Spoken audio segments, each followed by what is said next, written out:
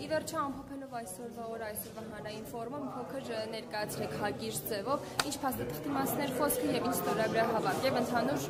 ինչ քննարկվեց այսօր հանրային ֆորումի ընթացքում։ Փաստաթուղթը կներկայացվի հանրությանը, երբ որ ստորագրությունների այդ հավաքը ավարտվի, մտահղացումը հետևյալն էր, որ իշխանությունը գործում է բացահայտ ապօրինություններ, կոպտագույն խախտումներ,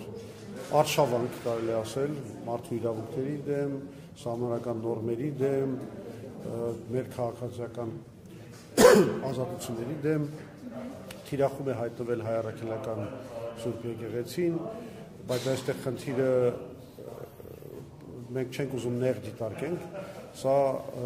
մի կրոնական թեկուզ եւ մեր ազգային, բայց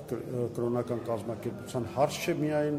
սա միայն վեհապարի կամ հոգեվորականների իրավունքների խախտման կամ ամբողջ կազմակերպության ինքնակառավարման սկզբունքի խախտման հարց չէ միայն, սա իրականում ակնհայտ արհամարանք է օրենքի սահմանադրության առաջ, որը մենք իրավունք չունենք թույլ տալու, որովհետեւ սա գրոհ է մեր քաղաքացիական ազատությունների վրա։ Վարչապետը անում է բաներ, որի իրավունքը ինքը ոչ թե չունի, այլ դա բաներ, որոնք ուղիղ արգելված են սահմանադրության կողմից, օրենքների կողմից եւ ընկնում են, ասենք, մի շարք հոդվածների տակ, քրեական օրենսգրքով նախատեսված մասնավորապես 441 հոդվածը լիազորությունների չարաշահում։ Քայլեր, որը ինքը անելու իրավունք չունի, ավելին ինքը անցնում է ոչ թե օրենքի պաշտպանության դիրքերի, այլ անցնում է օրենքի խախտողի եւ օրենքի խախտողների պաշտպանության դիրքերի։ Սա բանա շատ վտանգավոր գործընթաց է եւ մենք սա թույլ տալ չենք կարող եւ անհրաժեշտ է լայն հասարակական կոնսոլիդացիա։ Ասացի, իհարկե պետք է նաեւ քաղաքական կոնսոլիդացիա, բայց այսօրվա հավաքը քաղաքական կոնսոլիդացիայի մասին չէր, սա ավելի շատ հասարակության հանրային կոնսոլիդացիայի մասին էր եւ այդ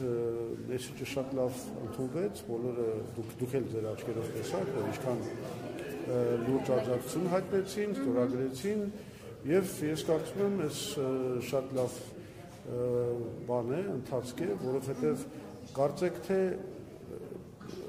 իշխանություններին առայժմ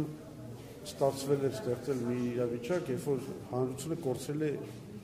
իշխանությունների ապօրինություններին պատասխանելու իմունիտետը։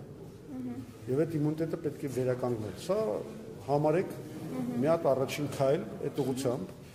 Սա շարունակական ընթացք ստանալու այսպիսի քննարկումները։ Ճիշտ ասած մենք նախատեսում էինք որպես միանվագ ակցիա, բայց դուք տեսաք, որ հնչեցին նաև առաջարկներ են, որում ոչ թե քաղաքական ուժերի կողմից, այլ հենց հանրության ներկայացուցիչների կողմից, որ սա պետք է զարգացնել, ստեղծել